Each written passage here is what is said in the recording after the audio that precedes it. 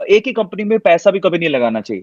और ये सीख मुझे कब मिली थी, जब मैंने येस बैंक में अपना, मतलब आप बिलीव नहीं करोगे, मेरा जितना पैसा था उसमें से 80% पैसा, शुरू की बात बता रहा हूँ, जो पहले दिनों की, जितना पैसा मैंने लगाया था उसका 80% पैसा मैंने शेयर मार्केट में येस बैंक पर लगा रखा था।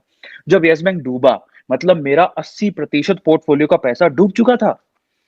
मैंने वहां से क्या सीखा, मैं भागा नहीं। मैंने वहां से ये सीखा कि पहली बात तो अब ये जो लॉस हो गया, जो हो गया, सबसे पहले तो एक ही कंपनी में पैसा कभी मत लगाओ। आपका पोर्टफोलियो डाइवर्सिफाई होना चाहिए।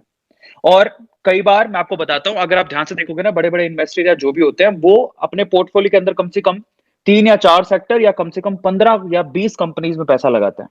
कई लोग उससे कम में भी, लेकिन 15 या 20 कंपनी में जो पैसा लगा होता है, आपका पैसा जब डाइवर्सिफाई होता है ना, तो आप सेफ जोन में रहते हो। आप ये कभी मत सोचो कि मुझे 40, 50 या 100% रिटर्न चाहिए। अगर आपके पैसों में आपको 15% भी हर साल रिटर्न मिल गया, तो भाई आपके 10-15 साल का जो लंबा इन्वेस्टमेंट है, उसमें आपको अच्छा खासा रिटर्न मिल जाएगा।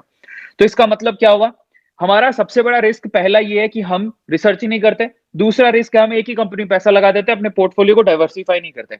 अगर अपने पोर्टफोलियो को डाइवर्सिफाई कर लोगे, तो आपका रिस्क फैक्टर वैसे ही कम हो जाएगा। सबको समझ में आ गया? ये आप लोगों को ध्यान रखना है। अब चौथा सबसे इंपॉर्टेंट क्या है, miss management of monthly income in share market. ये भी एक बहुत बड़ा रिस्क है। क्या करते हैं, हमें ये मालूम नहीं होता कि हमें एक्चुअली अपनी इनकम का कितना पैसा शेयर मार्केट में लगाना है। बहुत लोग क्या करते हैं, इतना ज्यादा शौक हो गया है इस चीज में कि पता लगे कि आपको 1,000 रुपए मिल रहा है, 900 रुपए शेयर मार्केट में लगा दिया। ऐसा कभी मत करो। इसको मिस मैनेजमेंट बोलते हैं, अपने पैसों का मिस मैनेजमेंट। आपको क्या करना है, मैं आपसे अभी भी कह रहा हूं, आपकी जितनी भी इनकम है, उसका मिनिमम 10% और मैक्सिमम 20% ही आप इन शेयर मार्केट में इन्वेस्ट करो। देखो, इन्वेस्टमेंट के अलग अलग तरीके होते हैं। थोड़ा बहुत शेयर मार्केट में लगाओ, थोड़ा बहुत म्यूचुअल फंड में लगाओ, थोड़ा बहुत प्रॉपर्टी में लगाओ, अगर आपके पास पैसा थोड़ा ज्यादा है तो थोड़ा बहुत गोल्ड में लगाओ। ठीक है, थोड़ा बहुत अपनी स्किल डेवलपमेंट में लगाओ, थोड़ा बहुत अपने बिजनेस में लगाओ। अपने इन्वेस्टमेंट के पोर्टफोलियो को भी डाइवर्सिफाई करो। ऐसा नहीं कि सारा का सारा पैसा शेयर मार्केट में लगा दिया, ये भी गलत है।